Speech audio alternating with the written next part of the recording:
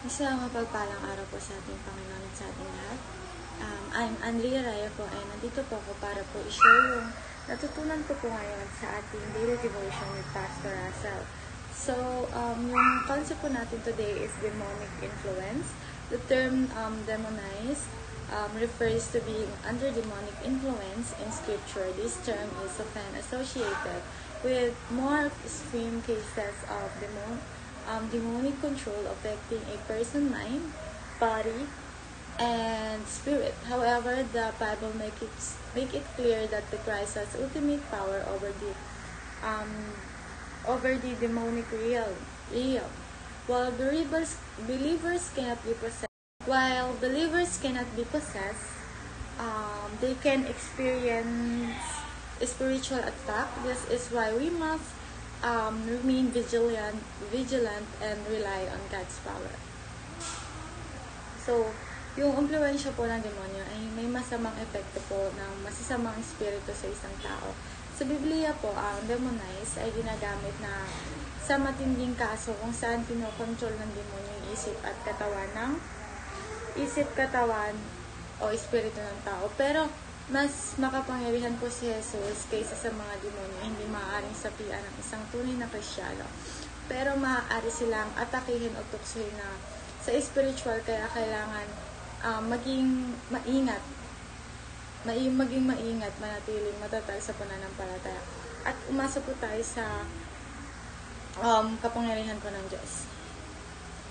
So, meron pong some of demonic influence. First, distortion of the truth. Ito po yung pagtuturo ng kasinungalingan para pong malayo tayo sa Diyos. Second, spiritual bondage to sin.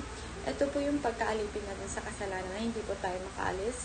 Third po, hatred of Christians in the church. Ito po yung mga tao galit sa gawain ng Diyos at ng mga Kristiyano. Four, apathy, the hardness of heart. Ito po yung mga matitigas na puso at ayaw magsisi. Number 5, fleshly thinking and worldliness. So, ito po yung puro nakamundong bagay lang yung gusto pong gawin. 6 is addiction to drugs, sex, pornography, orgy, fornication, etc. Ito po naman yung mga addiction sa mga bagay-bagay. And 7, obsession to occultism and false religion. Ito po naman yung humaling po sa maling relihiyon o pagsamba sa Diyos. And 8, witchcraft, divination, spiritism, New Age, astrology, horoscope, tarot cards, faith healing, necromancy, and other similar practices. Ito po yung mga mga himalang maligno na ginagawa ng mga kulamo pa ikipag-usap sa patay, etc. po. So, yung chapter of the day po natin is Mark chapter 5, verse 1 to 20 po. Dako naman po tayo sa ating teaching ngayong araw. First teaching po is demons demise good relationship whereas Jesus reconciled them. So, sinisira po ng masasama yung good relationship po, pero inaayos po ito ni Jesus. Ginuguno man po na tayo ng demonyo ang bawat pamilya, pagkakaibigan, at samahan gamit galit o inggit at pride. Pero kay Jesus po, natuto tayo magpatawad, magmahal at magkaisa. Second po, demons distort the mind whereas Jesus knew it. So, nilalason po ng demonyo ang isip natin, pero binabago po ito ni Jesus.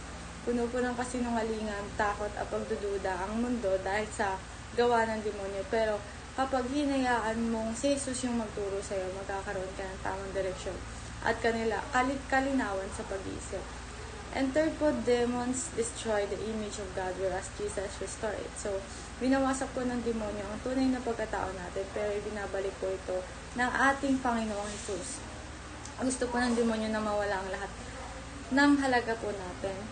Mahulog tayo sa kasalanan at lumayo po tayo sa Panginoon. Pero kay Jesus po, mararamdaman mo yung tunay na halaga at babaguhin ka na para mabuhay na ayon po sa kanyang plano at kalooban.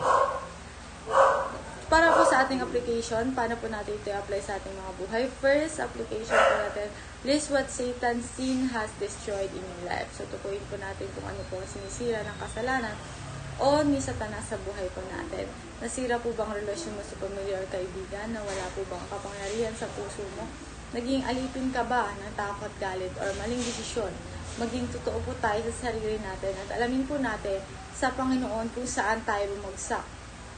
Ang second po, start praying for healing and reconciliation. So, simulan po natin ang panalangin para po sa kagalingan at pagkakasundo. Lumapit po tayo kay Jesus at hilingin po natin ang kagalingan sa sugatang puso at isipan po natin. Ipanalangin po natin yung mga tao nasaktan po natin at yung mga taong nakasakit sa atin. Humingi po tayo ng taos-pusong kapatawaran at magpatawad po tayo sa isa't isa. And lastly po, practice living out the restored image of God. So, sanayin po natin ang pamumuhay ayon sa panibagong buhay na ibinigay po ng Diyos. Huwag po tayong bumalik sa dati nating pagkataong meron tayo.